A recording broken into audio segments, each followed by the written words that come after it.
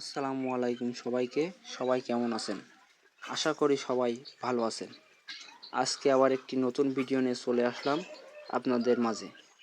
আজকে আমাদের কোয়েল পাখির বাচ্চার বয়স 22 দিন এবং আমাদের পাখির 2টা ভ্যাকসিন কমপ্লিট।